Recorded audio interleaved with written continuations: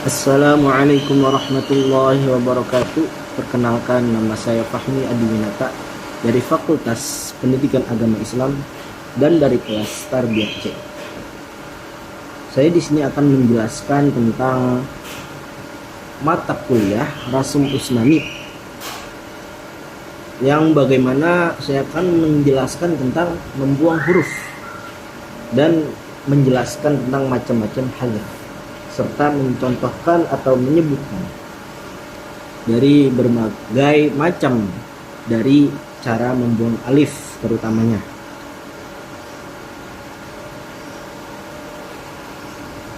Jadi langsung saja mari saya akan menjelaskan yang pertama, yaitu macam-macam hadzaf.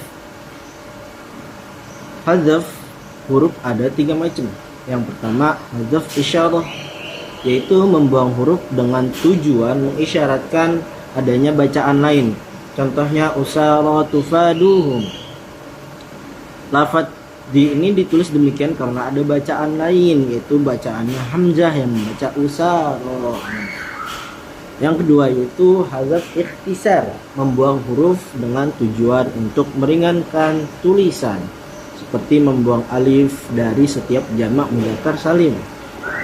Atau semisalnya jika setelah alifnya bukan hamzah atau tasydid, maka contohnya seperti al-alamin. Nah, itu tuh jadi membuang alif dari setiap jamak mudzakkar salim atau tidak. Jadi ketika huruf alif tidak bertemu dengan hamzah atau dengan tasydid. Yang ketiga ini hadzaf ikhtisar, yaitu membuang huruf pada kalimat yang tertentu saja. Contohnya seperti membuang alif pada lafaz al-mi'ad. Nah, itu tuh terletak pada surat Al-Anfal ayat 42. Huruf-huruf yang dibuang dalam Rasum Usmani yaitu ada 5. Yang pertama alif, waw, ya, lam, dan nun. Ya, yang pertama yaitu saya akan menjelaskan lebih detail tentang cara membuang alif. Yaitu yang pertama, membuang alif memiliki syarat, yaitu yang pertama lafaz tersebut berulang dalam Al-Quran minimal 2 kali. Jadi lafaz tersebut tuh harus diulang selama 2 kali. Dan yang kedua yaitu setelah alif tidak terdapat tasydid atau hamzah. Contoh shodikin, bil kafirin. Nah, kalimat-kalimat tersebut alifnya tidak bertemu tasydid atau hamzah. Nah, menurut riwayat Abu Dawud, membuang alif berlaku juga pada lafaz-lafaz yang tidak berulang pada Al-Quran, seperti al-fatihin, al-ghafirin. Yang kedua yaitu menetapkan alif. Bagaimana sih caranya? Nah, jadi jika setelah alif ada tasydid seperti walau.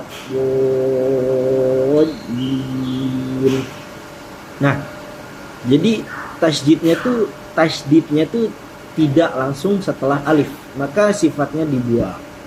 Nah, namun perlu diperhatikan lafaz al-hawariyin di semua tempat seperti pada surat Al-Maidah itu ditetapkan alifnya oleh Abu Dawud. Namun perawi-perawi lain membuang alif. Jadi menurut Abu Dawud itu alifnya tuh tetap ditetapkan, tapi menurut perawi-perawi lain itu dibuang. Nah, yang kedua itu lafaz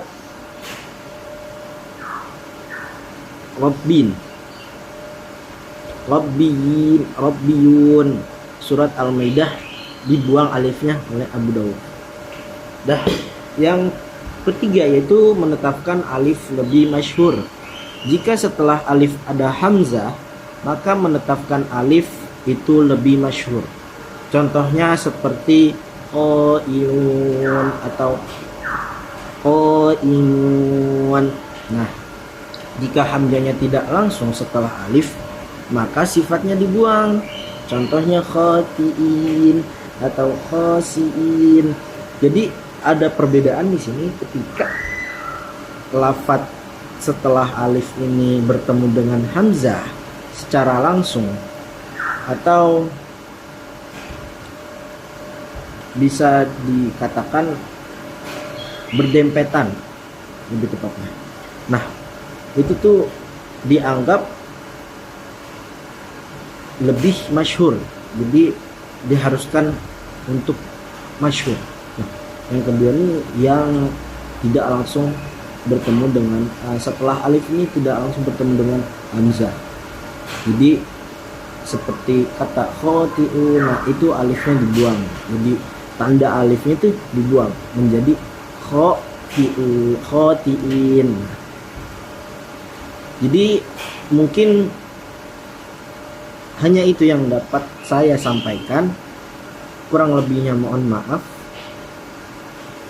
Semoga apa yang saya sampaikan dapat bermanfaat untuk kita semua dalam memahami atau mempraktikkan cara-cara membaca Al-Quran atau memahami metode-metode Al-Quran sebagaimana yang telah dijelaskan dalam mata kuliah Rasul Utsmani ini. Mungkin hanya itu saja ya, kurang lebihnya mohon maaf sekali lagi karena kesalahan itu datangnya dari saya pribadi dan kebenaran itu hanya milik Allah Subhanahu wa taala. Kurang lebihnya mohon maaf. Assalamualaikum warahmatullahi wabarakatuh.